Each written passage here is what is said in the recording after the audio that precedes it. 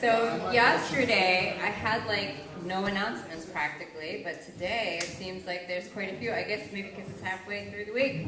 It's Wednesday. Okay, so today there's a few things I need to let everyone know, just a few. For starters, that tonight is lobster dinner, and dinner does start at 6:15 for everybody. Whether you are getting a lobster or not getting a lobster, I just confirmed this with the dining crew, and they said everybody, so that's a little early. If you choose to come a little bit later, I don't think they will care, because you bought your lobster ahead of time, so there should be a lobster there for you. Just know that usually there is a line. So another thing I want to let people know is if you've got your beacon today, one of the things that's missing is that the 5:30 social hour today also includes an IRAS Zygon reception. So there's cake. I know there's cake because I had them order it. So we're gonna have like cake there. So we get to eat our cake before our lobster. It's like lovely, right? Our dessert first. We are celebrating. Remember, I did tell you guys that Iris is 70 years old now, and how old is Zygon? Since 65 that it was an agreement. So. Okay, so 65 is Zygon. A little bit younger. And I do want to, at this time, mention, because we haven't mentioned how wonderful. So Zygon came out of IRAS. So IRAS had them, obviously we were cruising along, and they decided that this journal would be a good idea. And so there's Zygon was birthed out of IRAS. One of the great things about Zygon right now, that you may or may not know, we've kind of been trying to tell people since last year, is that we're open access. So when you come tonight, you can talk to Arthur. Raise your hand, Arthur. But it's tomorrow. The reception was shifted to tomorrow. Nobody told me. Nobody told me. It wasn't the Star Beacon. So that's good. It wasn't in the Star Beacon, and I went to go find Abby to find out what happened. Yesterday it wasn't the Star Beacon. Sorry. That's right. But it's more time to eat cake. More time. No, well. Cake tomorrow. Cake tomorrow. Yes. So more time to eat cake because we won't have 6:15 dinner. That's right. So tomorrow is going to be the celebration. Anyway, I still want to tell you how wonderful Zygon is, and that it's open access, which means that you can go out online and access all of the Zygons. I also want you to know that as someone who publishes in Zygon, it costs me nothing. Which my sister, who is in sociology, when she publishes, if she's in an open journal, she has to pay. So I just want you to know that it's not the same across the board. This is awesome for us as authors. It's awesome for us as people who can read it. This is still an academic journal. It's still got a double-blind process. So so you're peer-reviewed, which is huge, absolutely huge. So feel free at any time to go out and take a look at what Zygon's been able to do. This is something that has been a goal, and we finally were able to achieve it. So I just want to say kudos to Zygon. So sorry about the whole dinner reception thing. I was trying to find the right person, but it wasn't me. All right. One thing I do want to also point out that was in our beacon is that David Klotz, who's in the room right here somewhere, raise your hand. He is our photographer, and look at this. We have a special portrait opportunity that when you're on Star, if you want to take a photo with your family or your loved one or even by yourself and give Iris a nice donation, he will make sure that you electronically get your photographs. I think that's great. Because, I don't know how many of you guys have ever gone on a vacation and hired a photographer. Holy moly, it's expensive. So David will do it for you, and if you give Iris a donation, that's his gift back. So we really appreciate David's doing that. So you just have to get a hold of David at some point. Alrighty. I have more bad news. not just the cake that I totally got you anticipation built up, but I do have a little bit more bad news. You know, a black hole struck. And unfortunately, it struck our beautiful Barbara Whitaker-Jones. And her computer is completely dead. And she has tried, with some help of some tech people here, to see if she can revive the sucker, but it says degraded battery. Barbara's talk is scheduled for today at 1:45, but because of that, we will not be having anything in here at 1:45. So you'll just have some time off before we have the memorial service at 2:45. And we're going to see if there's a possibility. What? Yeah. Excuse me. If we have nothing in here at 1:45 today and we have time available, could we have a meeting of anybody who is interested in continuing our reading discussions in IRAS for next year? Perfect. So let me just explain what Marilyn was talking about. So IRAS has a reading group, you know, like a book club. And we get together, I don't know, like four times or so, right? Through the year. It's like 5 or 6. And so they would like us to give some inputs on what we're looking for, what kind of books we might be looking for. So just come here at 1:45 if you're interested in meeting and finding out more about it. Okay, so now the last thing I want to talk about is that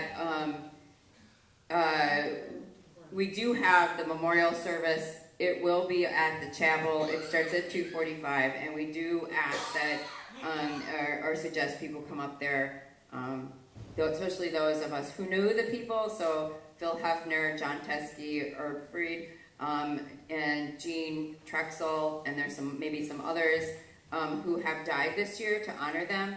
And what we need, you know, and if you're new to IRAS, it might be a good way to see a little bit more about what is IRAS about. So with that, I'm confused. I thought that service was moved to Saturday. No, that's. no, There are 2 memorial services?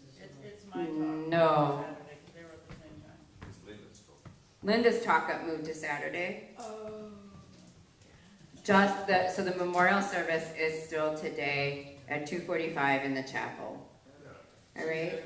Yeah. My next suggestion to you is introduce several of the people who died and the cancellation of Barbara's talk, that we move the memorial service to a little earlier.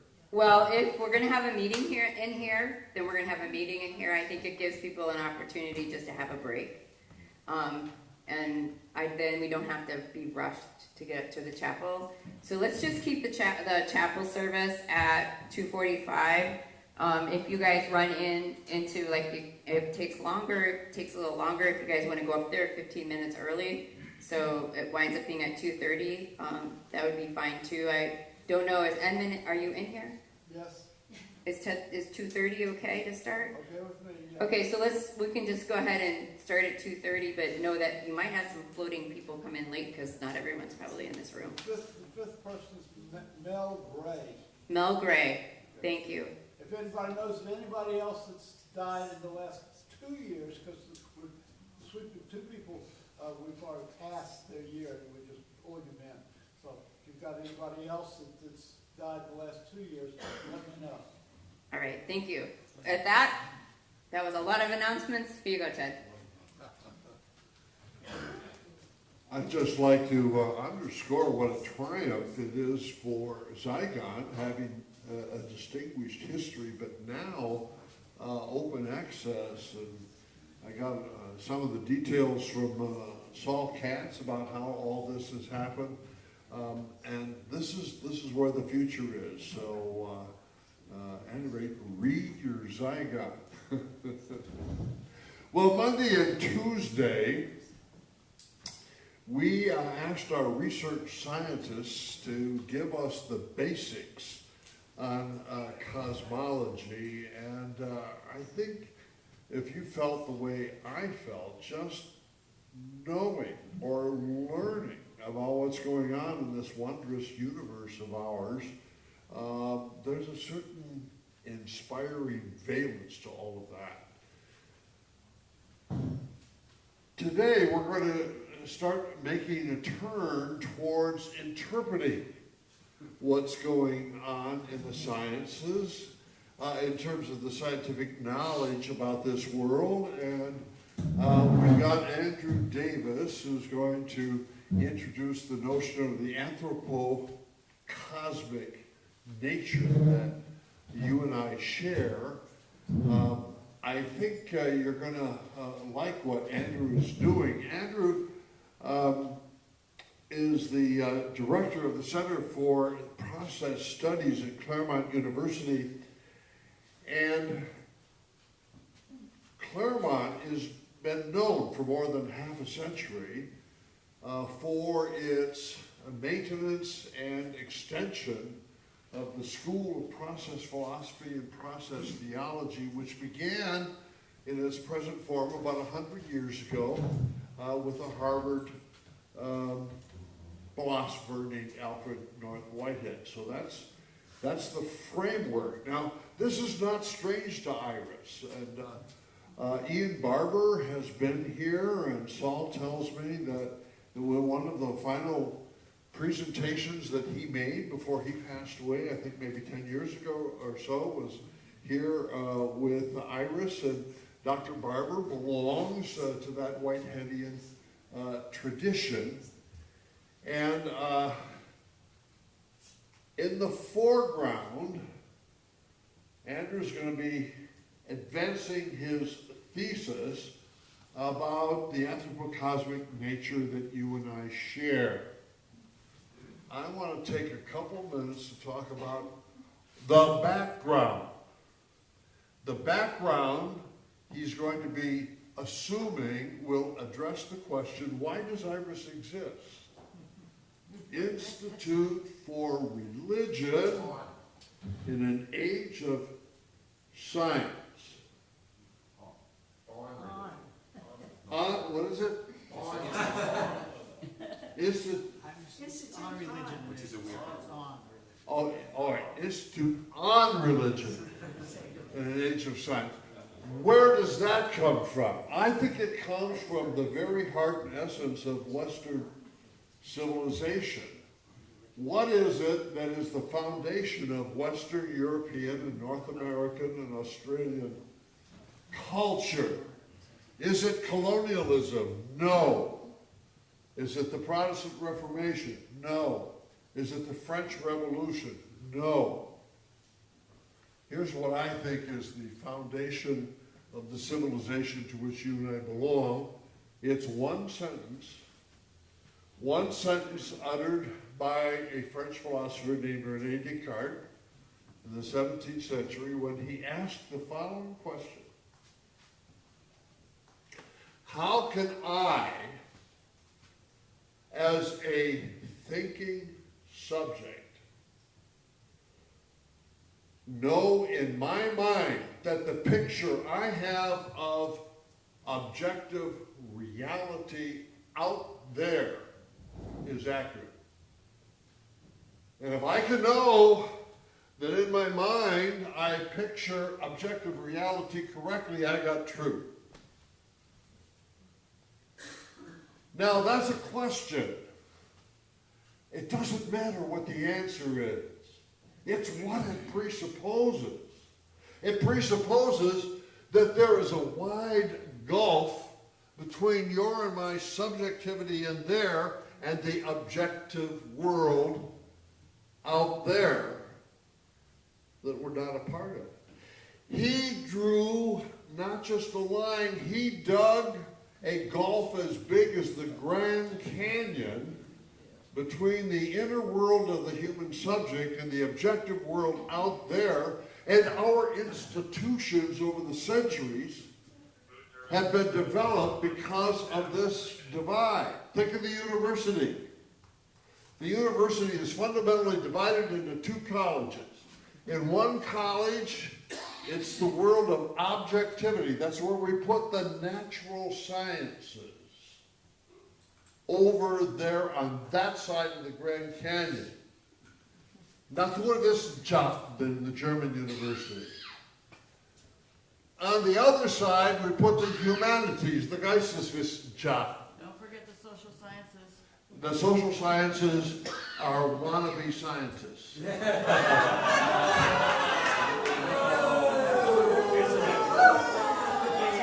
No, I'm absolutely serious. The social sciences, just look at the history. What went on the subjective side of the ledger? The humanities, art, music, history, philosophy. Where did they put religion and theology? On the objective side with the sciences or on the subjective side with the humanities? On the humanities side, the subjective side. Religion and theology is only a perspective.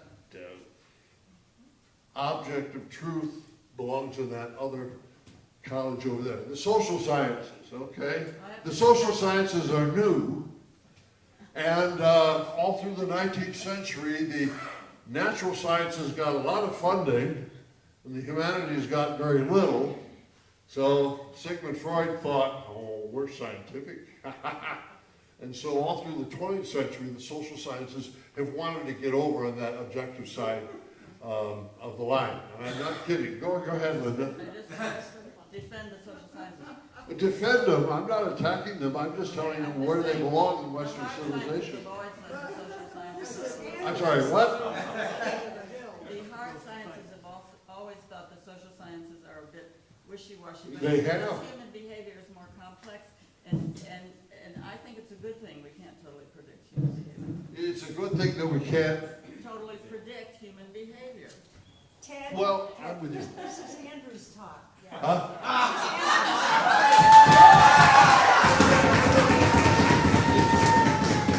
This is Andrew's talk. No, I'm getting to Andrew, but I want you to understand one of the things that you're going to hear in the background of Andrew is the Whiteheadian tradition is a different way of thinking in which the divide between subject and object is filled in by experience. That's what we're going to. All right, you're tired of hearing me. Okay. I'm just telling you why this is very relevant to the very existence of IRAS, because it's so fundamental. All right? Andrew, it's yours.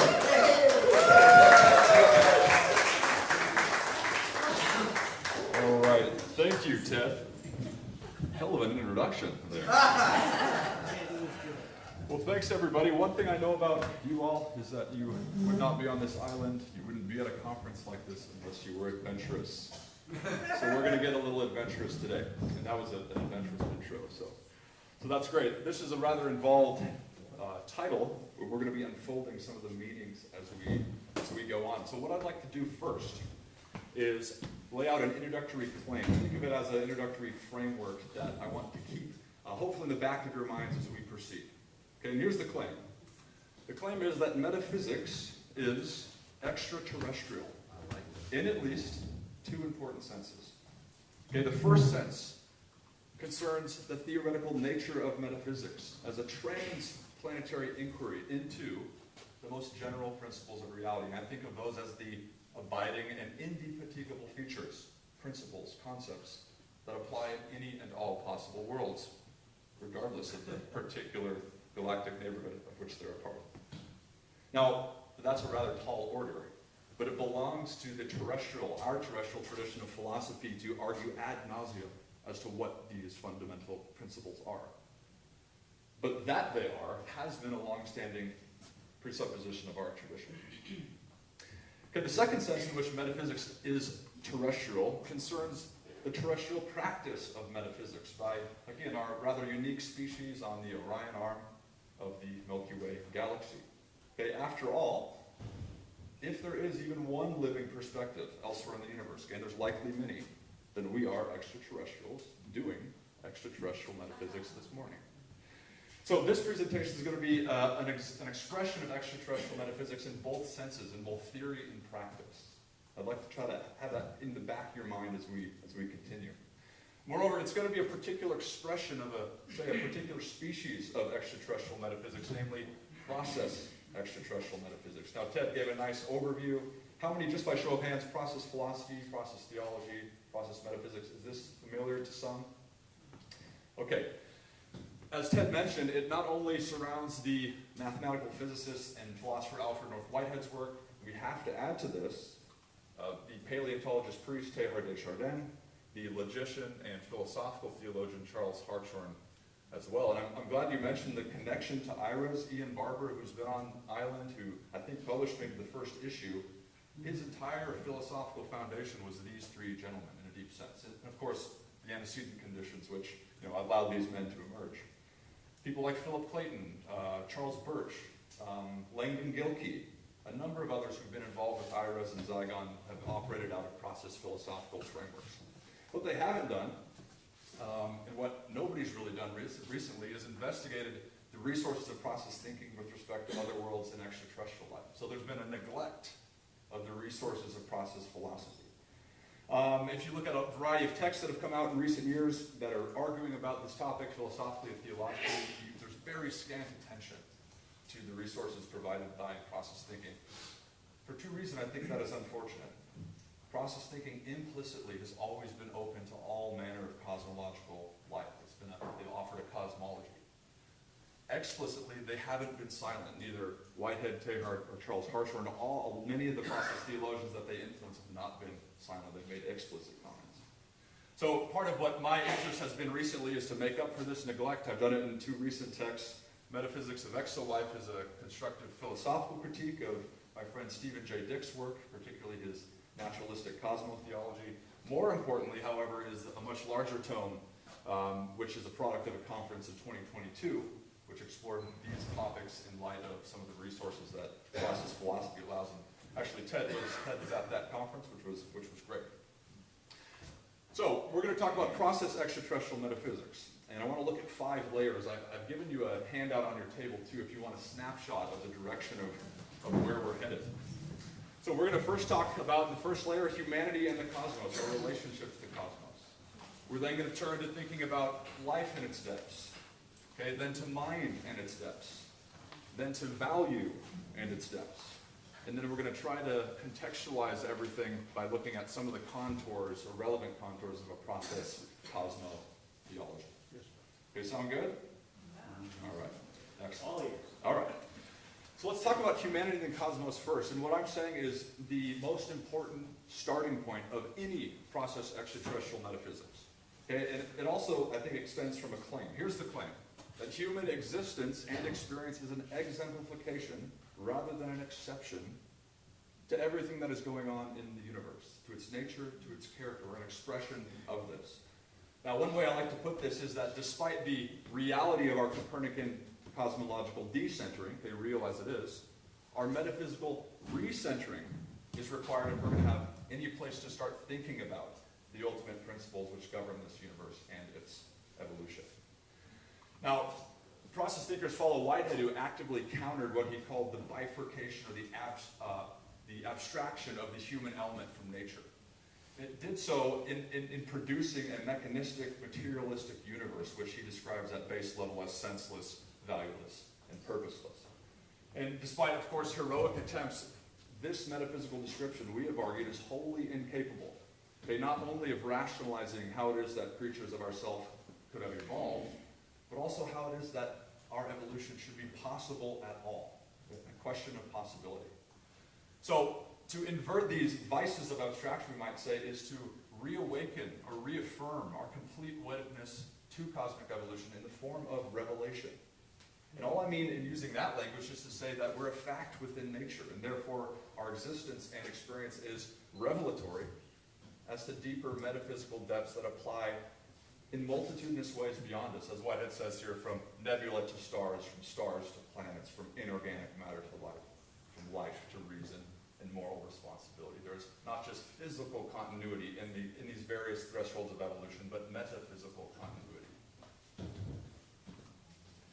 Hartshorne rightly says it would be silly to refuse to take advantage of the fact that in ourselves we have the one individual piece of nature which we know has individuality from two sides, externally and quantitatively, and also internally and qualitatively by immediate intuition. Here, he says, is our only complete clue to concrete spatio-temporal reality.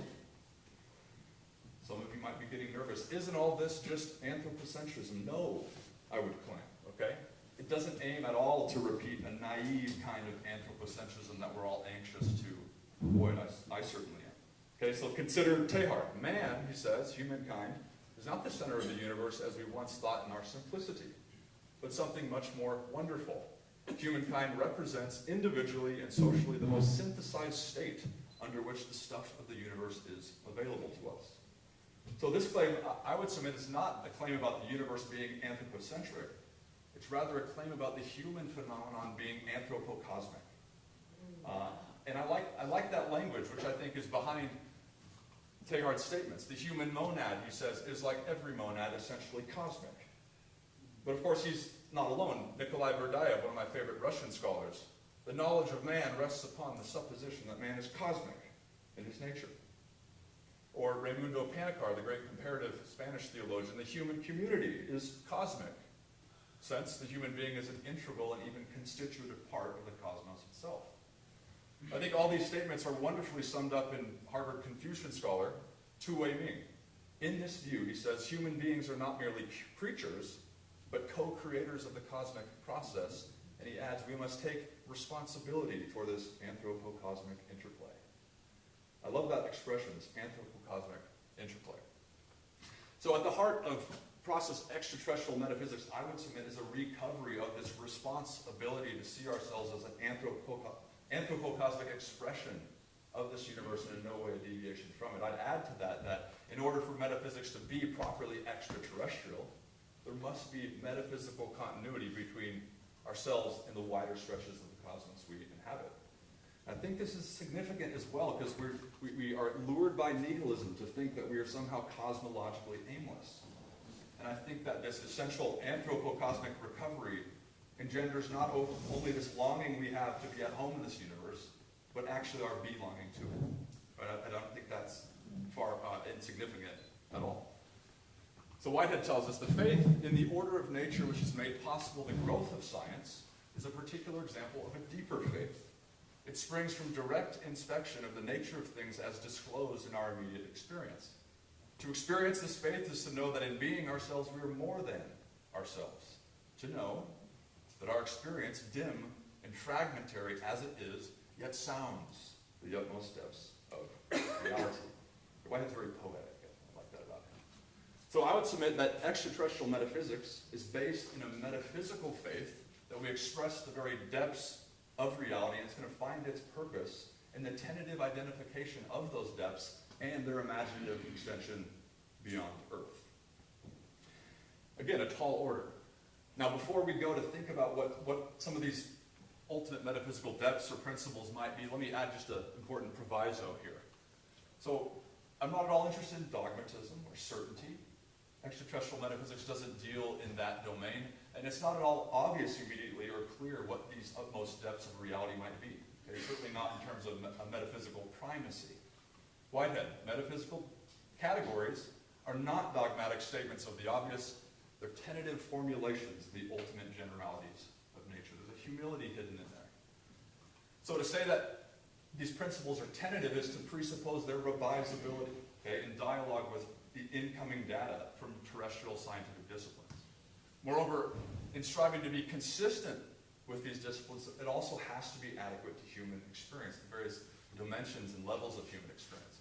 Ironically, it's a matter of fact that the methodological omission, however, of human experience is one of the most pervasive blind spots of modern philosophy and modern science in their development. And I use that language of blind spots deliberately. Adam Frank, Evan Thompson, Marcelo Gleiser have a recent book by that name subtitled Why Science Cannot Ignore Human Experience. Okay, after all, a dead, mechanistic, materialistic universe is precisely the opposite of what we find in our living human experience. It's what you expect to have in a universe if you remove human existence and experience out of it.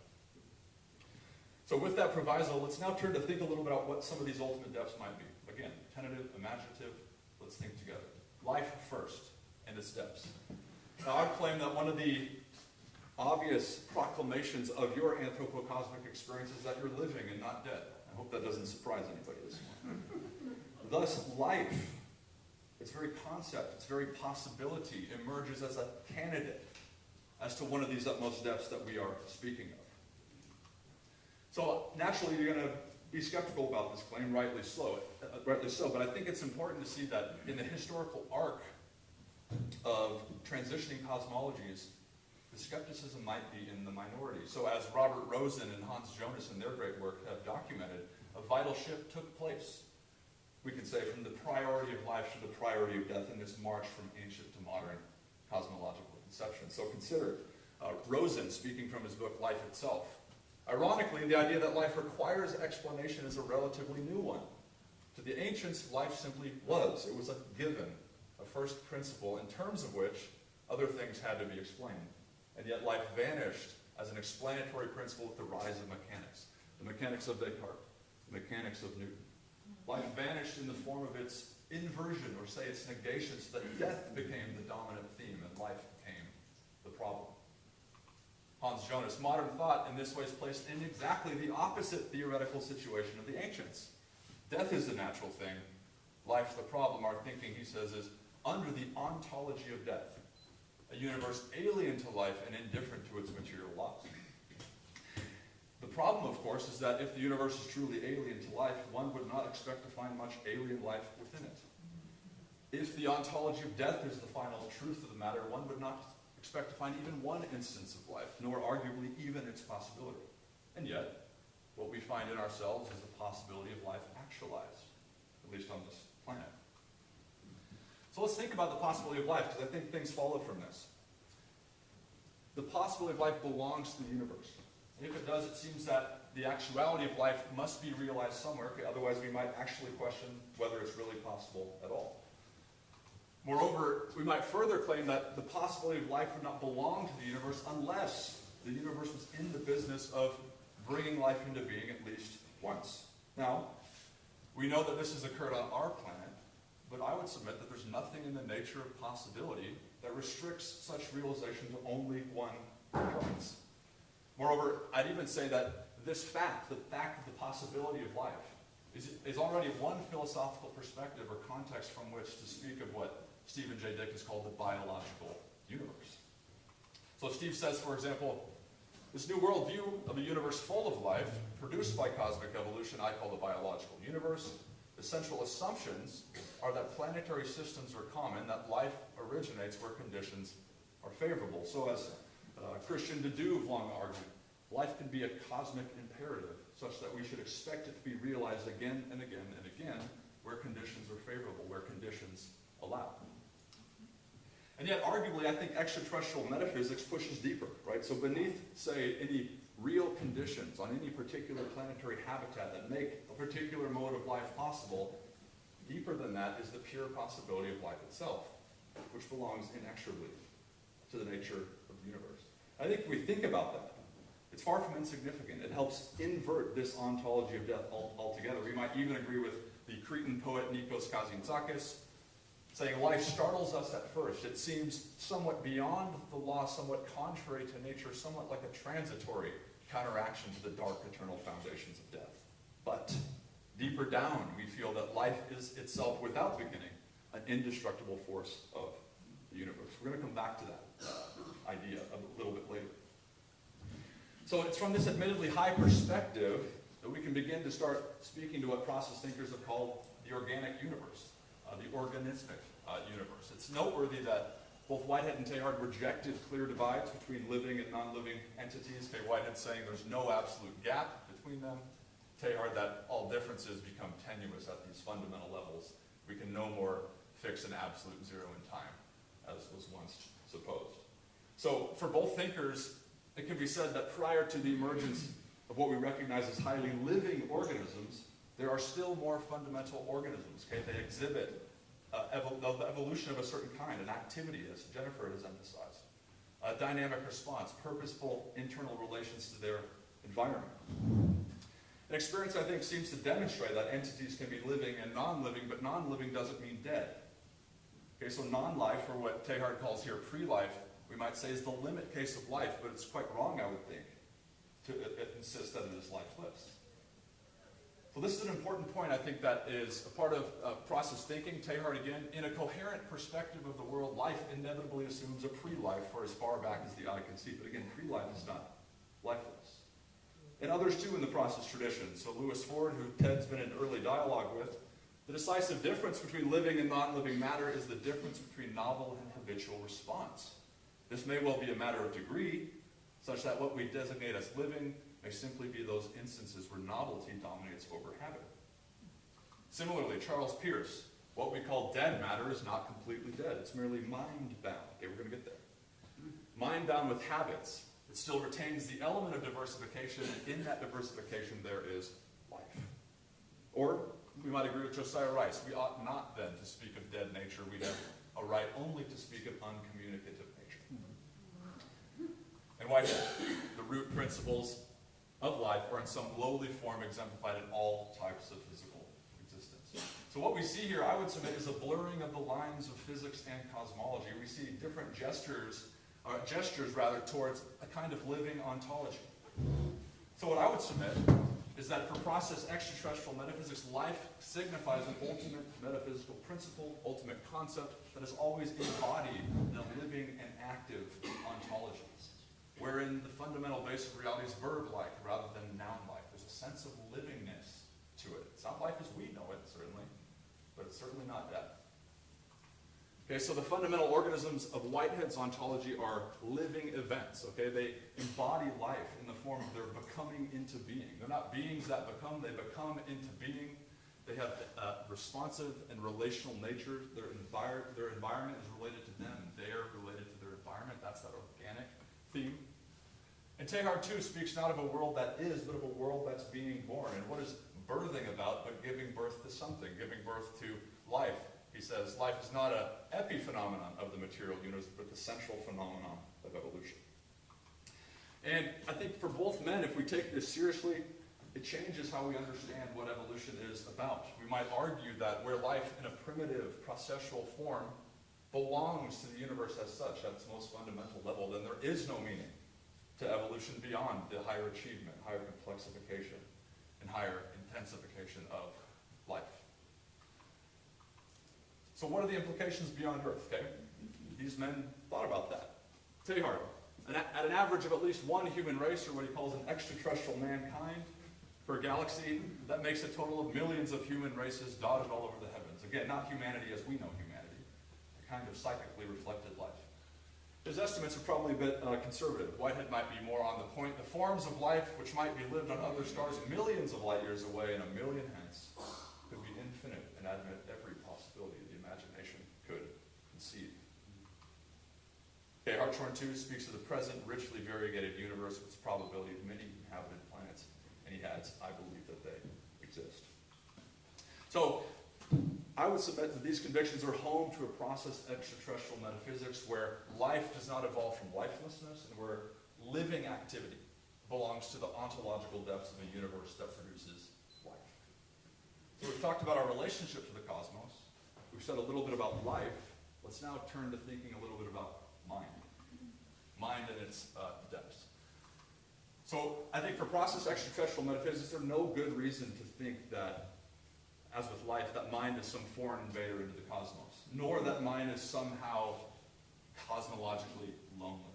So I think this is somewhat of a nod towards what I call a kind of cosmological solipsism that is not at all justified. So it reminds us, as Teilhard says, of the philosopher who claims to reduce the whole of the real to his own consciousness so exclusively as to deny the true existence of other men, or in this case, other extraterrestrials. But of course, this question about whether mind is or is not lonely in the universe is one that's still with us very much. I point to Philip Ball in his great work, The Book of Minds, who raises the following question. Is it conceivable that all the mindedness that exists in nature is concentrated into this infinitesimal volume, namely planet Earth? Intuitively, that makes no sense, although no one can exclude the possibility. But I would claim that you can, in fact, exclude that possibility based on the much larger space of possible minds to which Ball himself assents. Notice, he continues, might it then be equally true that all we can say about mind based on our experience on earth is similarly parochial, that the space of possible minds is equally vast and unknown, and we wait a kind of Copernican revolution to open our eyes to it. So hold on to that idea of a Copernican revolution of mind, because we're going to come back to that. Or is this mind space, he says, we've already begun to explore on this planet, more akin to the periodic table, say, of chemical elements, a kind of universal map of what there is and what there can be. That can be is the domain of possibility again. The space of possible minds is not just fiction. We've started to explore it in some sense on this planet, but there's nothing that, makes us think that it's restricted here, arguably. Internal to the space of possible minds, as philosophical cosmologist George Ellis has argued, is also the infinite possibility space for what minds do, namely think thoughts.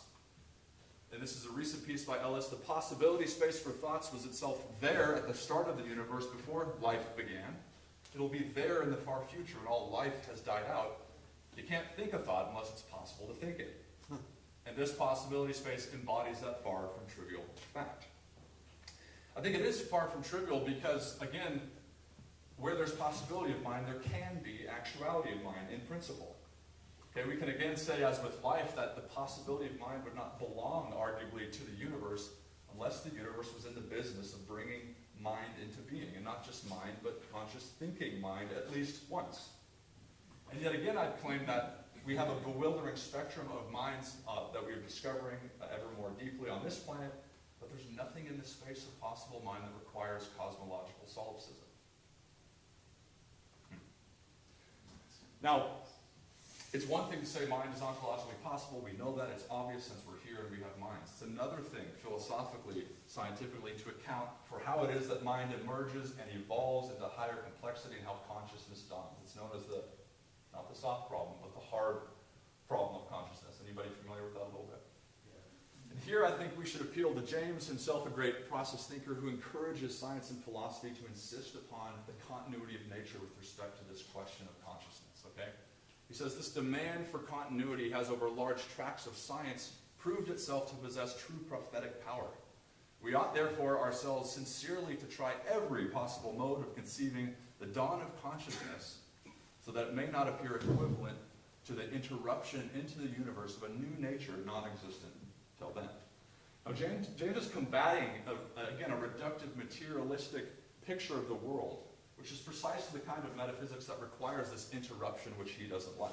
How is it that purely quantitative states, devoid of experience, can produce qualitative states of experience? The taste of sugar, the color of red, etc. This is a huge debate in the philosophy of mind. So where do we begin? Well, Whitehead would say we have to relocate mind in nature where it was the whole time. Scientific reasoning is completely dominated by this presupposition that mental functionings are not properly part of nature. The sharp division between mentality and nature has no ground in our fundamental experience. We find ourselves living within nature. I conclude that we should conceive mental operations as among the factors which make up the constituents of nature. So this idea that mind and mental activity and operations belong to nature is what some have called panpsychism. And this is where I'd point to, or return to Ball's notion of a Copernican revolution of mind, because I would argue with a number of others that we're in a kind of Copernican revolution with respect to mind now. So panpsychism, although it's been ridiculed for decades, and even more than that, it's significant that varieties and different kinds now are re-emerging as mainstream options to account for how it is the mind has an origin, how it evolves, how consciousness dawns. So a general consensus, arguably among philosophers and scientists, is starting to come into being about the extent of mind in nature. And I'd point just to a 2024 example on recently, April 19th, 38 researchers, a variety of life science fields, among them some philosophers. They signed the New York Declaration on Animal Consciousness, affirming strong scientific support for attributions of conscious experience, and indeed realistic possibility of experiences of this kind in insects and octopuses, crustacean, fish, and other creatures. I don't know why this should surprise us, right? Even before this consensus, prior research indicates that this perspective applies at far lower levels, arguably. Bacteria, having reflection, agency, memory of a sort. There's a lot of interesting data on that. So we raise a real philosophical question: how far down does this mental activity that we're talking about go in the natural world? So it belongs to a process extraterrestrial metaphysics in this tradition of Whitehead, Hartshorne, Teilhard, to say that, well, mind and mental activity go all the way down to the most fundamental level of nature, and even they are never wholly absent. So this is what David Griffin has called Whitehead's pan-experientialism. So again, for Whitehead, the fundamental base of his ontology is not pulpy dead matter, it's an event. It's a happening, an occurrence, and a verb. He calls them actual occasions of experience, or drops of experience, right? There's his influence by James. Even pulses of emotion. That's what's going on at the most fundamental level.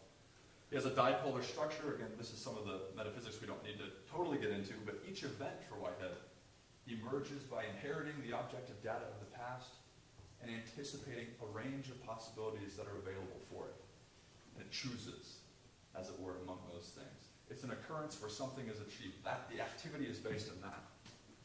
Okay, so Teilhard too talks about a certain coextensiveness between the within and the to possess plates that were sensitive to the specific. Mind does not evolve from mindlessness.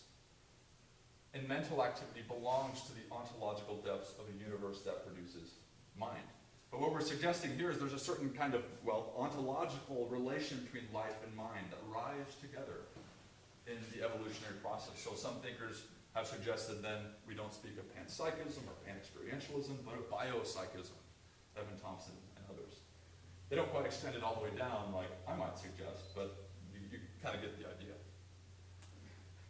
So we've talked about our experience with the universe, our relationship to it. We've talked about mind, our life in its steps, a bit about mind in its steps. Let's now turn to value in its steps, something that my friends and colleagues here have been bickering about for the last couple of days.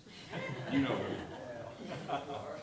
All right, value is great because every debate concerning value on Earth can essentially be extended beyond Earth. And I would argue that the fact that this debate exists suggests that it belongs to life and mind to respond to value.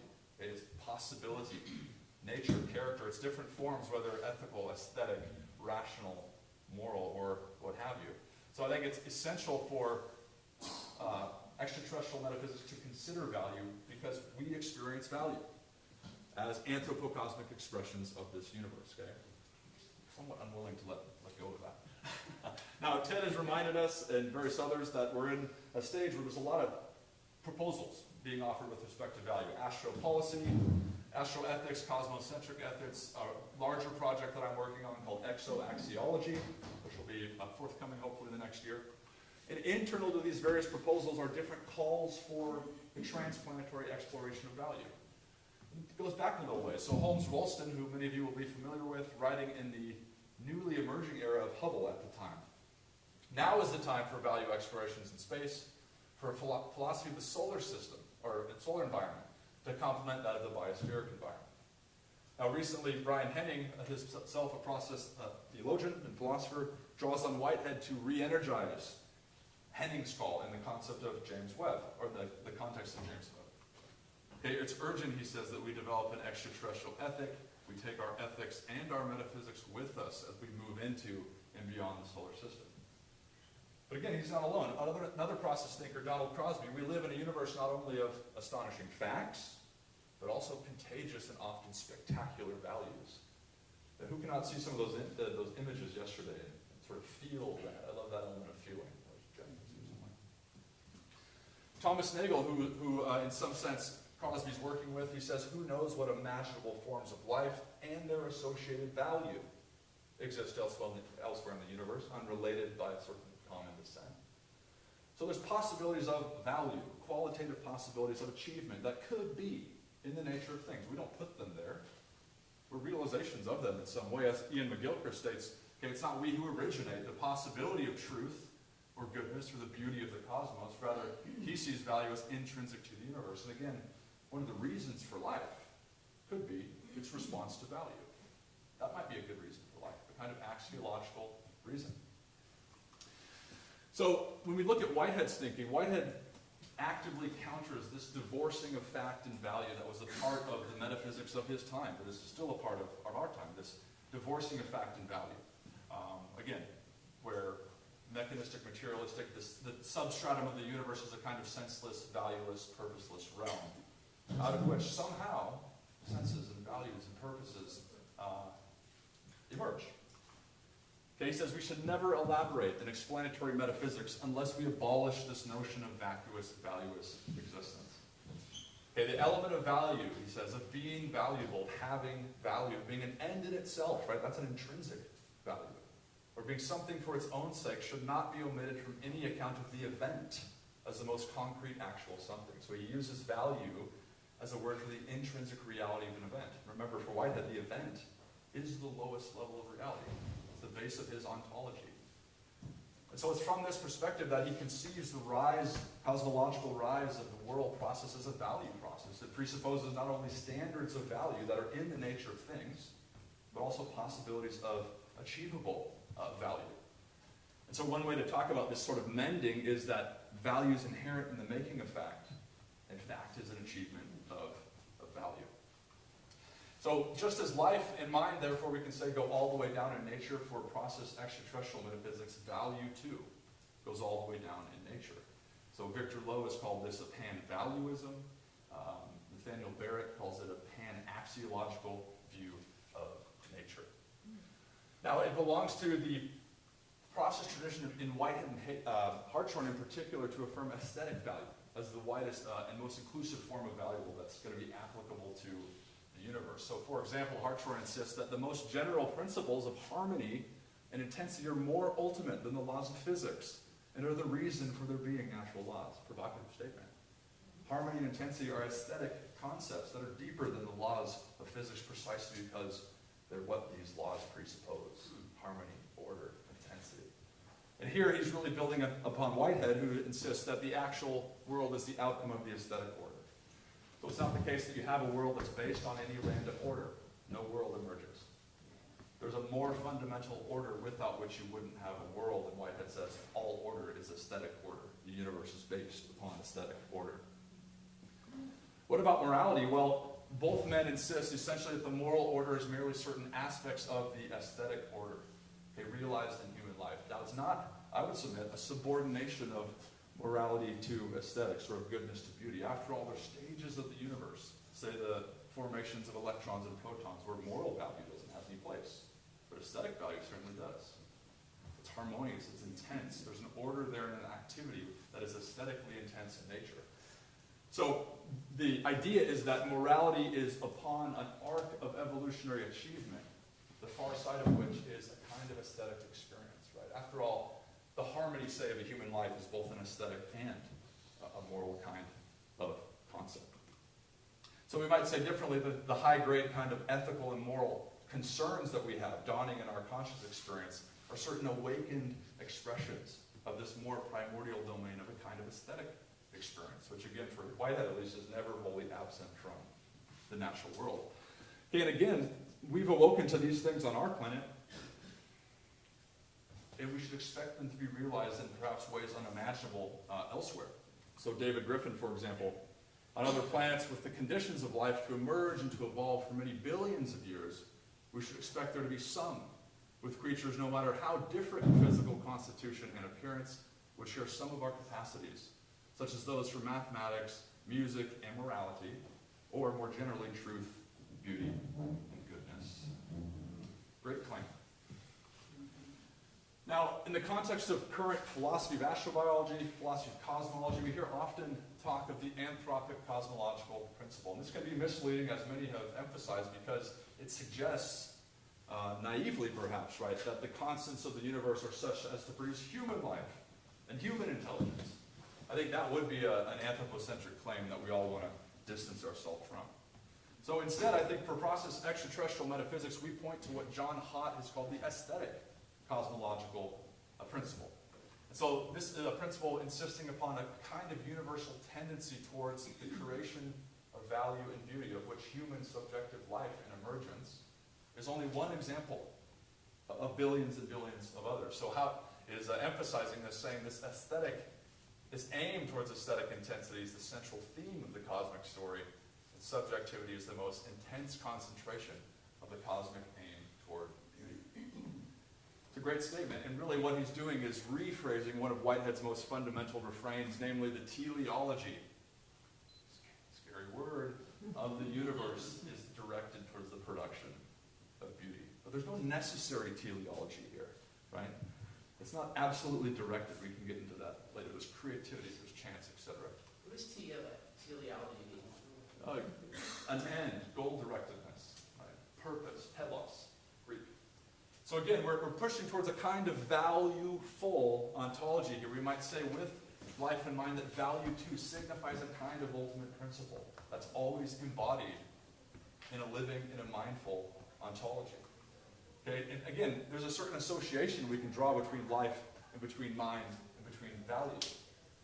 Okay, possibilities of life and mind also come with possibilities of value associated with their achievement, associated with their high functioning. We don't invent this. It's in the nature of things. All right, so again, with life in mind, I think this is somewhat haunting, and it alters our understanding of what evolution could be about. For example, where value belongs to an ontology of life in mind, what other meaning could there be to an evolutionary process beyond the higher achievement, intensification, and complexification of value and value states? Okay, we see that these states have certainly been achieved in us. We're achievements of value. That's part of what ethics is all about. But we can expect it to also be achieved in ways innumerable, I would suspect, on other planets. And again, we might expect there to be a variety of ways of thinking about that. What I'm getting at is that for process extraterrestrial metaphysics, truth, beauty, and goodness are hardly confined to the Orion Cygnus arm of the Milky Way galaxy. I know that's controversial. It's probably what we've been arguing about. We've talked about our anthropocosmic experience. We've then moved to life. We've then moved to mind. We've just finished with value. Okay, now I want to get into some of the interesting reasons why some traditional theologies don't like process thinkers. But not everybody. So let's think about contours of a process cosmotheology. Lewis Ford, 1968, he writes the first sustained article on extraterrestrial life from a process perspective. This was the article Ted was discussing with him. One of the things he does in that great article is argue that cosmology must be relevant to theology if we have any place to start talking about God's relationship to extraterrestrial others. So he's combating Rudolf Bultmann, right? If theology is just the subjective confines of the mind and has no bearing beyond the objective world, then extraterrestrial life and God have no bearing to each other whatsoever. So, he assumes, of course, that they are relevant. He speaks of cosmology and theology and dynamic interaction. He also knows, with the process tradition, that neither can proceed without metaphysics, a fundamental theory of reality. And here he's stressing Whitehead again, who says you cannot shelter theology from science, or science from theology, nor can you shelter either of them from metaphysics, or metaphysics from either of them. Sorry, there's no shortcut to truth. But you begin to see why Whitehead's been attractive for IRAS, etc. Now, if we want to broach the kind of vision of God that emerges in a process extraterrestrial metaphysics, it is helpful to remember historically how entangled cosmology, metaphysics, and theology have been. So just two examples. Augustine, we know, he imbibed, he transformed the metaphysics of Plato and Plotinus for his own theological insights. He did it against the backdrop of 4th century cosmology. Okay, Aquinas, mining the metaphysics of Aristotle, transforming them in some ways for his own theological expression against the backdrop of 13th century cosmology.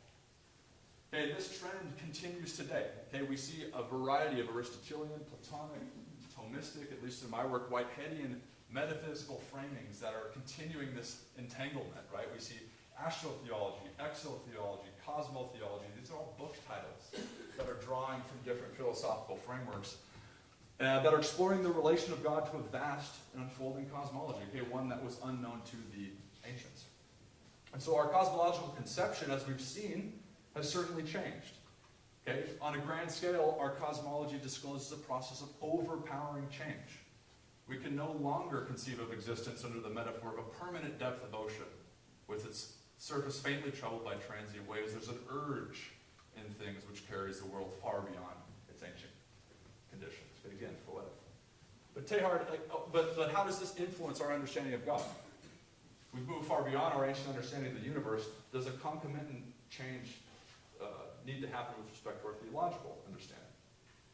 Teilhard 2, okay, we of necessity proceed now from the fundamental change of view, which since the 16th century has been steadily exploding and rendering fluid what had seemed to be the ultimate stability, okay, our conception of the world itself. And yet, to our clearer vision, the universe is no longer an order, but a process. The cosmos has become a cosmogenesis. You begin to see why it is this is called process thinking, process philosophy, process theology. So cosmology has to inform theology. How does this happen? Well, I'll give you one way on Whitehead's scheme. He makes a very famous claim, controversial. In the first place, God is not to be treated as an exception to all metaphysical principles invoked to save their collapse. He is their chief exemplification. So I'd submit that the radicalism of this statement is that for this kind of metaphysics, God too is to be understood in light of the same metaphysical depths, principles, concepts, whatever they are, albeit preeminently. Okay, we might put it differently and say rather than supernaturally establishing these principles from the outside, okay, God is their embodied culmination and context. Now, as process theologians and philosophers have argued, it's this kind of shift or move which categorically bars so-called supernatural action from outside the world and makes divine activity well up from within. Divine activity is part and parcel of the world's normal causal framework, not an interruption or combative sort of character between those two. So God's role, he says, is not the combat of productive force with productive force or destructive force with destructive force. God's not in a push and pull causal relationship with the world. Rather, Whitehead points to Plato as making what he says is the most significant discovery in the history of religion. Big claim. Namely, that the divine element is to be understood as a persuasive agency and not as a coercive agency. This is far from insignificant, I would submit. Okay? As David Griffin has argued, any philosophical theology must explain why our world, okay, we'll add to that the vast plurality of worlds, has come about through an inconceivably long evolutionary process. Griffin, the question is difficult for a traditional theism given its doctrine of omnipotence based on creation from nothing, ex nihilo, according to which there was no necessity for a world to have come about through a long, slow evolutionary process. But notice, he also elbows the atheists. It's equally difficult for atheism, given their view that there is no purpose behind the evolutionary process, which makes the upward trend wholly mysterious. So I would submit that process cosmotheology can address both concerns. On the one hand, this cosmic evolutionary trend has been upward because this divine impetus that we're describing always seeks richer achievement of that which is ontologically implicit, those possibilities of life, mind, and value that hibernate in the universe. Moreover, the process has taken so inconceivably long, mind-bogglingly long, because divine power is always persuasive and never coercive in nature. Now, again, this is another example of how cosmology seems to inform our theology.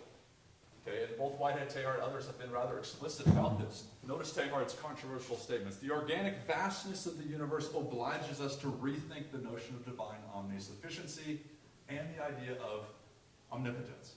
So in early conception, God could create one instantaneously, two isolated beings, three as often as God pleased, but we're now beginning to see that creation can have only one object, a universe.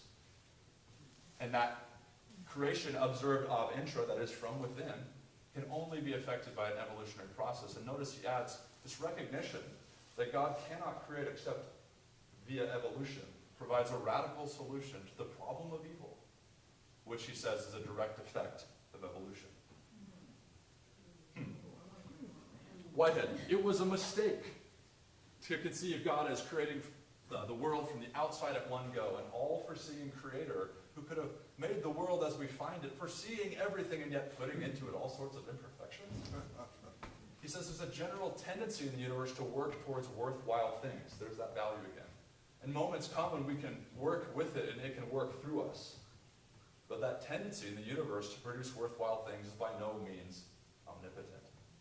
You begin to see why there's some controversy here with traditional theologians.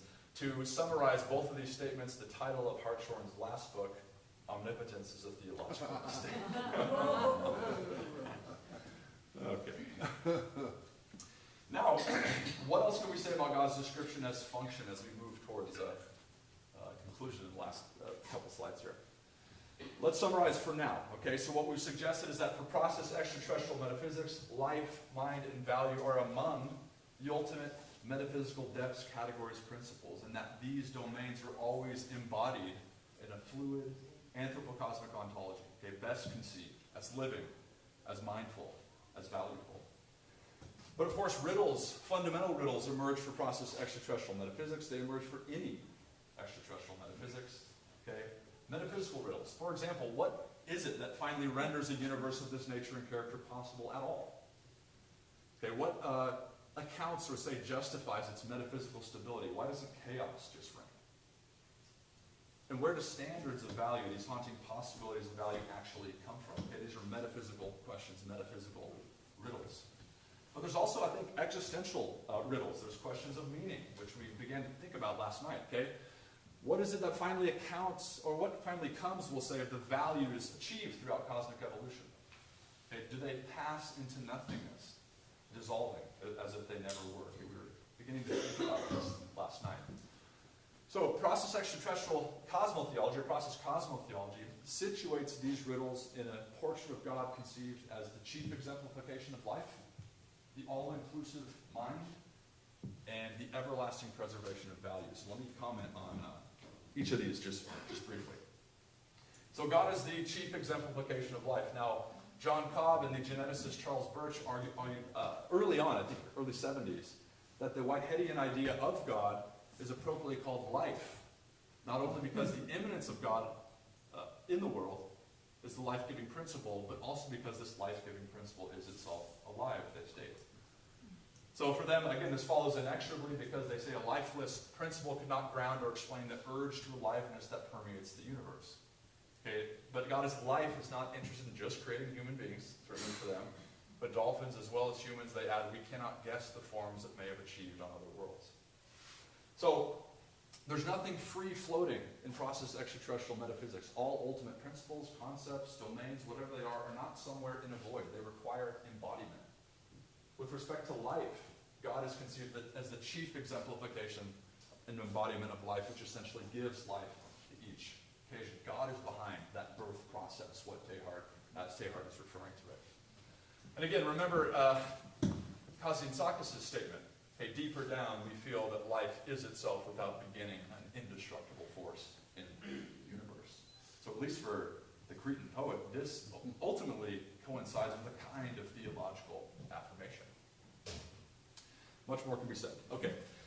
God is an all-inclusive mind. What Whitehead calls the primordial nature of God is this all-inclusive divine mentality. Okay? It encompasses infinite possibility and value with a kind of zest and urge for its realization in the world.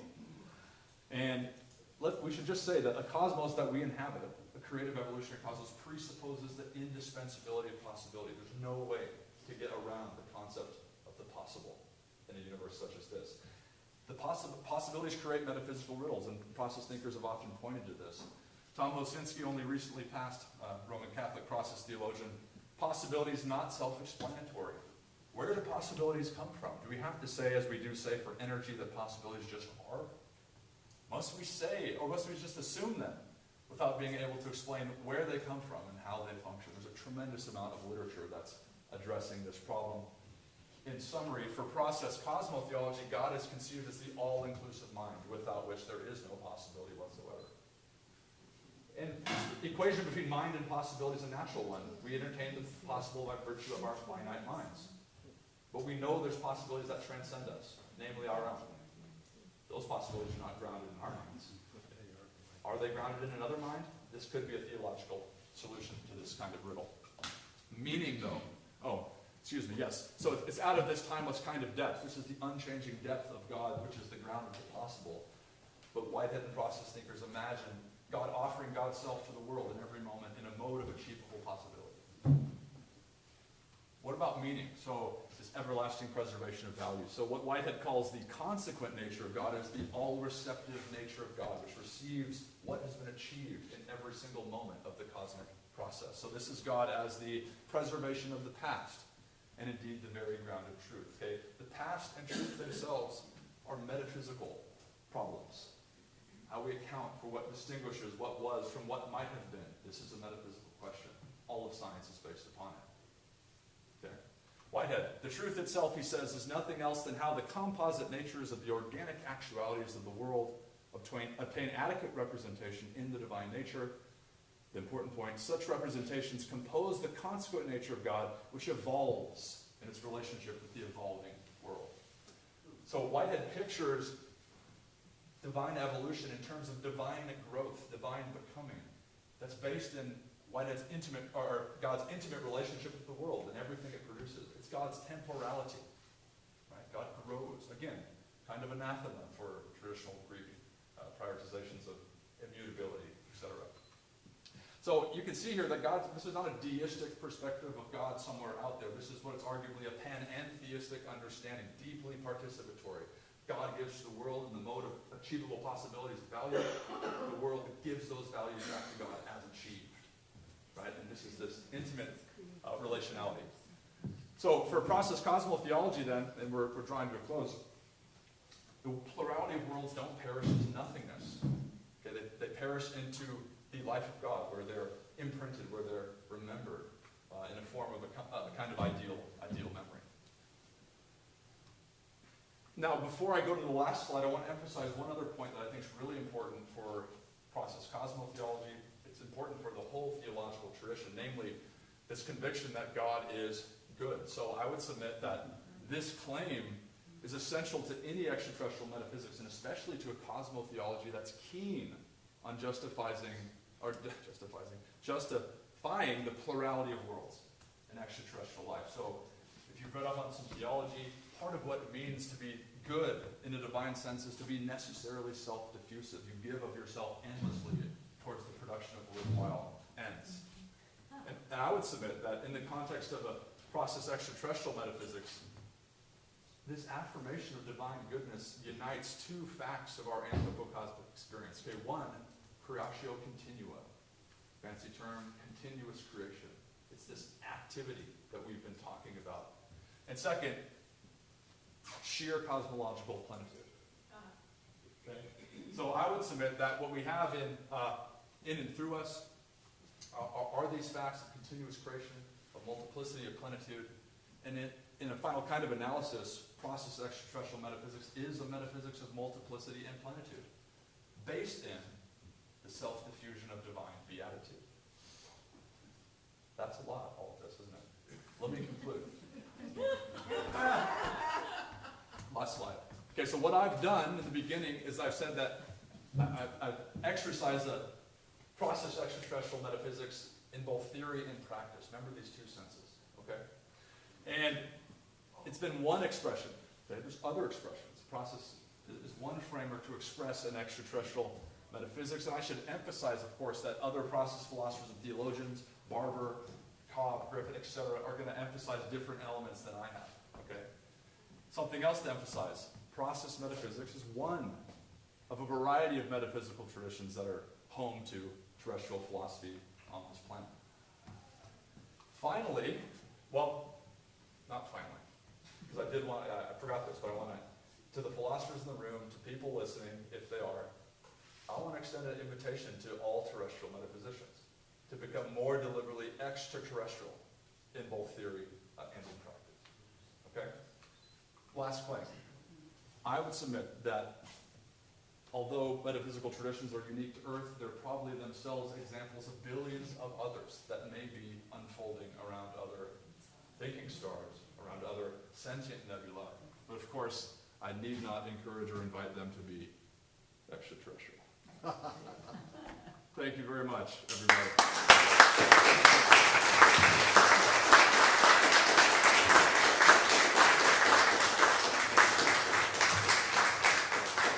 Extraordinary. Thank you so much, Andrew. Let me ask, for questions, this evening at the plenary, we'll have a lot of opportunity to report questions out of the dialogue groups, and perhaps some floor questions at that point. I gather, remind me, CJ, we go into coffee break now and then to dialogue groups, is that what happens? That's exactly what we do. So right now, we're headed over to coffee. If you really have a pressing question, catch Andrew. Yeah, nab 'em. I'm sure there's no questions at all. All right, one more reminder, this afternoon, not yesterday, this afternoon, at the science fiction hour, we're going to have the third installment with David Bren, who tells us what movies we should be watching. And then we're going to have a short clip on the theological interpretation of Star Trek. Oh. All right. If that's it, go get coffee. Thank you. Thanks, Ted. You certainly did a marvelous job. Thanks very much. Beautiful, beautiful. Thank you.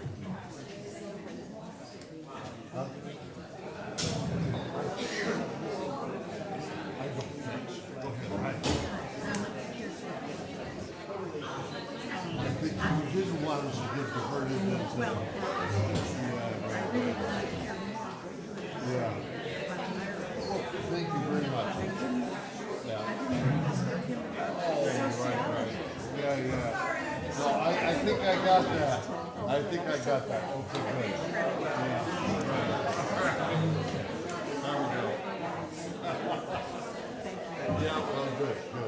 Yeah, I wanted to, as you heard, show why he had double value, not just his thesis, but the whole kind of reason here.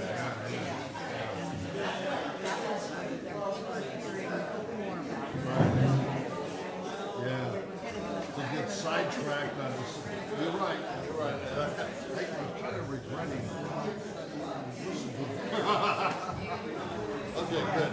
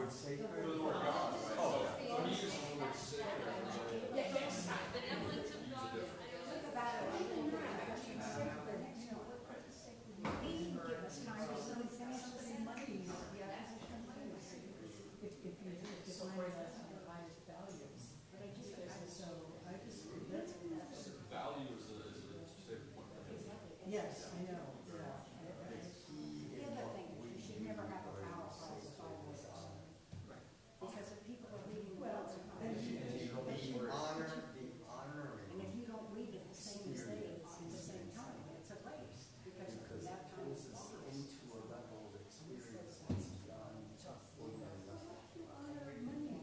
Yes. Well, you have class, that doesn't pull you into something bigger than yourself. I'm not so sure. It does. I'm gonna wind up calling over.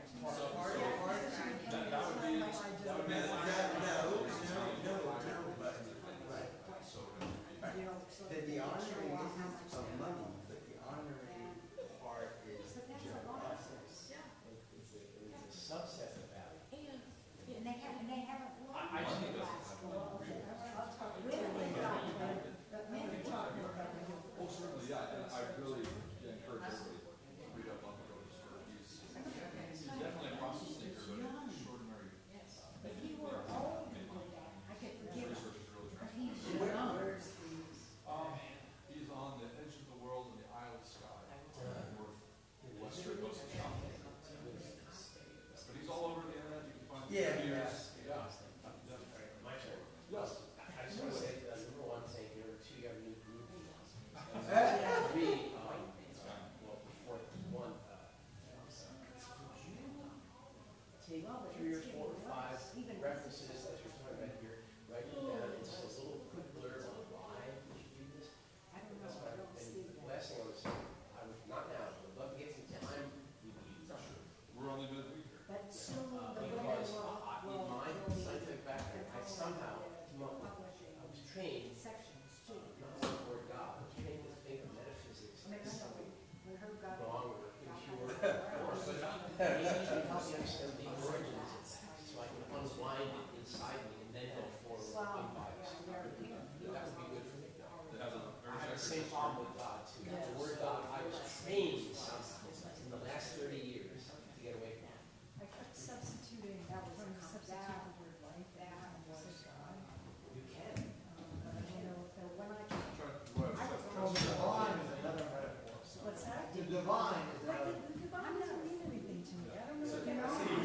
He said, why should I give up 40 years of my life for his kingdom that's already in us, all these words. The spiritual, the divine, I don't know what that No, means. that's the word element. But then, of course, everybody knew. No, But it's so, element. well, right, but what in terms of not positive, your own concern is happening goods. And Some people stop. well, no, you're right, it's not positive. I think if you find every person's job, is to find whatever word for God is that has that resonance and harmony that you feel. In Rhode Island, for a woman not to Resonate. take her husband's name. Then we know that So is. I went to a lawyer, and he said, no, you could go by any means, we're not going by cross, they're not negative or bad thing. And so I could, so that means I could make the just. God may be your own word. So There is some ultimate value in the universe that is not coercive. then it becomes hard, because I'm not using it for my knowledge.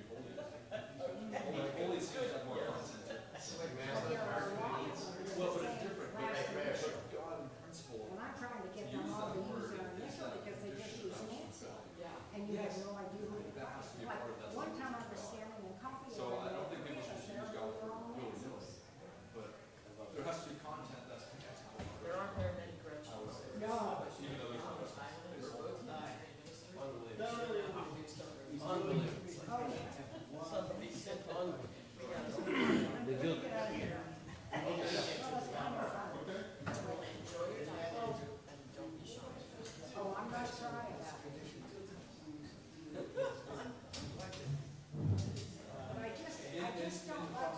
Yeah, and, okay. Yeah, I don't think it, I don't think this is even. No, I'm sure it wasn't. It was like, well, I don't know what I was, because he doesn't know. Issue seems to me is that, that we need That's a good to question. understand, Yeah. and this Well, audience yeah, doesn't know the answer to that question. Yeah, yeah, yeah.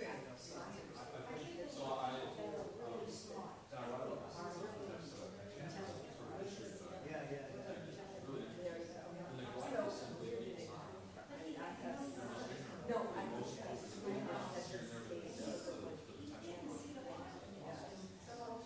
Could offer this context, the context of this conversation is just, It seems to me that the election is one just can be replaced by other things that come along and take the place of that. The scope of yeah, that's a really important distinction because in that sense, that what's a big underlying.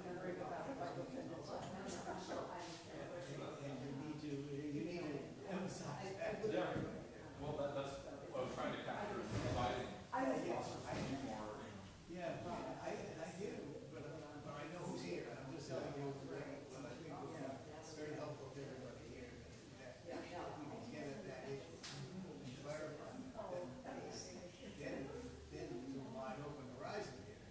Otherwise, you don't know the answer, maybe there's others don't do it because there's a very good reason, I don't know. yeah, no, I take your point, But yeah, part of my work's trying to reawaken some of those resources. What are you doing a lot? It's a huge undertaking. Good luck. And they were all trying to unpack this in the subsequent process. So in fact, after the, this issue of upcoming election, economic materialism. And they're telling me that, because they blame him for inflation. That's right, they're blaming Biden for inflation. But they don't realize that economic policy is controlled mainly by the Federal Reserve. And actually, his policy is for these finances have done more for the average person than the top one. We gave a tax cut to the rich because he believes in trickle-down economics. He's going to do the same thing. Except he's gonna do it without any. This idealistic, and I love, I look at all these things. I look at all these statements as great starting points. I try to.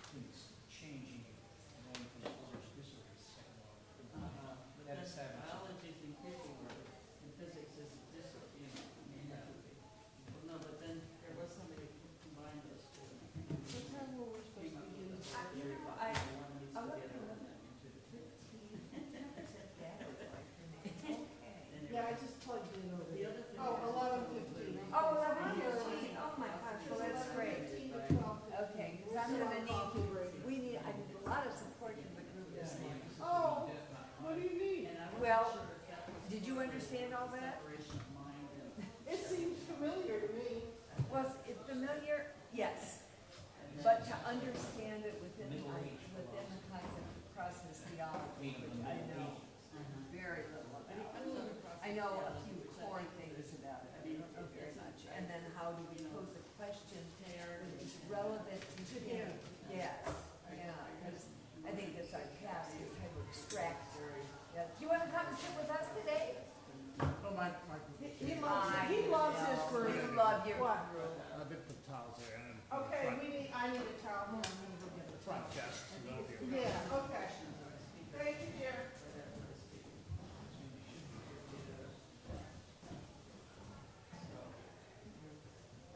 Yeah, I mean, the speaker said, speak for 10 fewer minutes. But that's not a bad thing to begin with. The other thing is that now the questions are still in everybody's mind.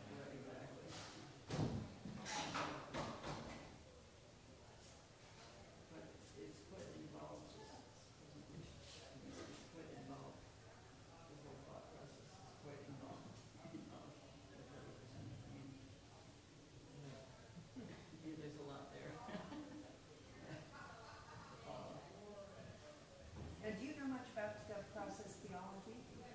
Is he? I don't know. You mean Andrew? No, do you know much about process theology?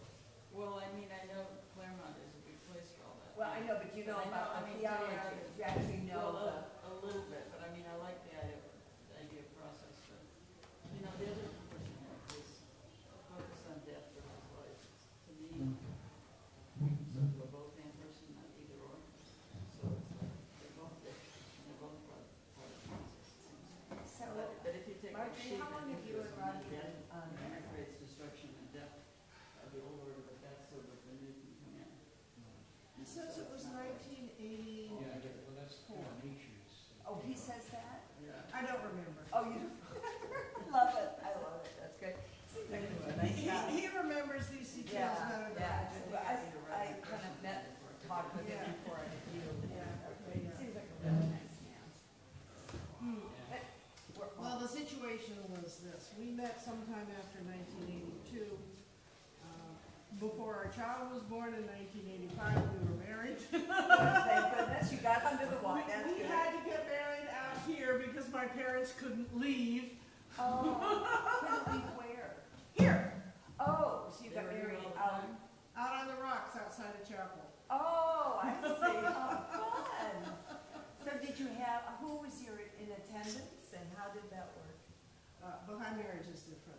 Long Oh, it's a explanation. behind marriage, okay. Yeah. So how is it different? Yeah, educate me on that, You can take any form you wanted to take.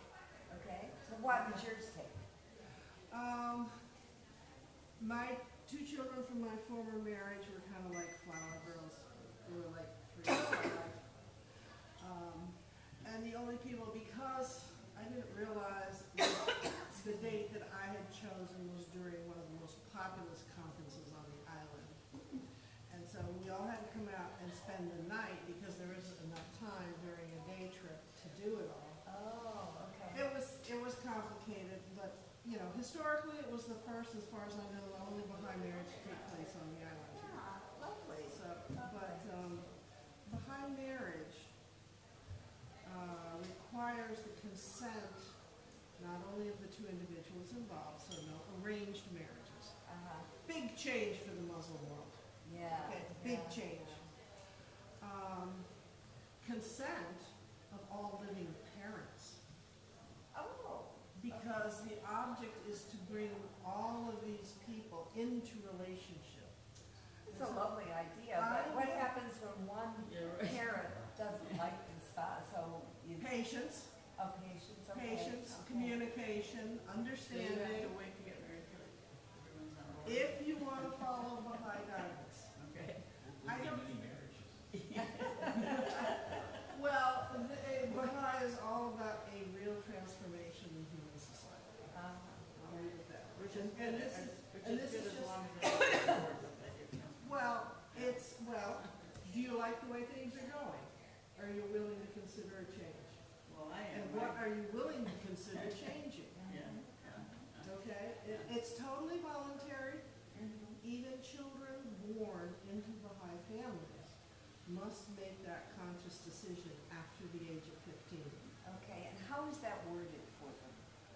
you mean? But if they're making a decision, it's conscious, is there a point where they kind of take a vow? There's a standard enrollment that I acknowledge the Station of Baha'u'llah and agreed to follow the institutions which he outlined. Okay.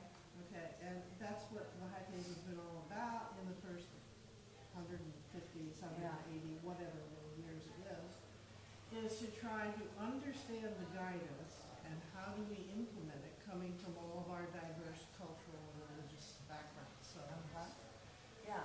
When I was in college, my first year at Northwestern, there was one of the women on the floor was Baha'i. And I remember going with her to the Baha'i temple that's outside of Evanston.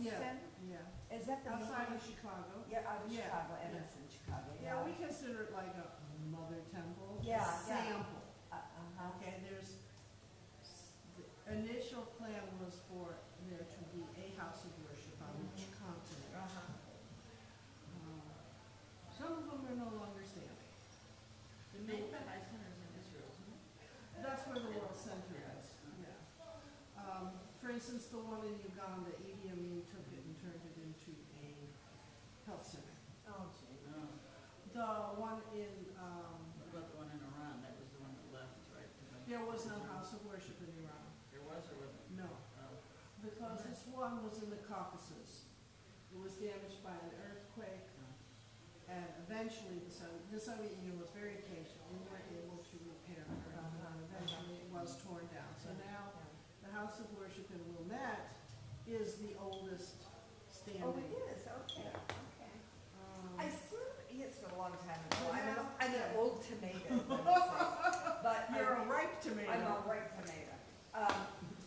I remember there being symbols of many religions around kind of is that, Yeah. is my memory Yeah, serving? yeah, Great. yeah. The architect incorporated many of the different religions in Yeah. the external design because, of course, as it says in the back of the booklet, they all come from the same source. Yeah. I went to an There really isn't a reason. It's, conference in Claremont. you know, you might pray differently, but everybody prays. Yeah, good point, yeah. You know, you might fast differently, And they're organized. or you might have different things that you consider sacred or profane. That was not A big one in the Muslim world is that hair you know, this is can invalidate your prayer.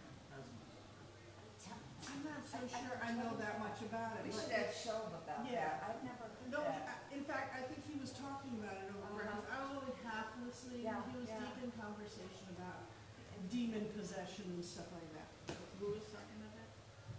Show. And it has something to do with your hair. Or was it? Yeah. Well, Interesting. yeah, hair can, animal hair, human hair, things like that.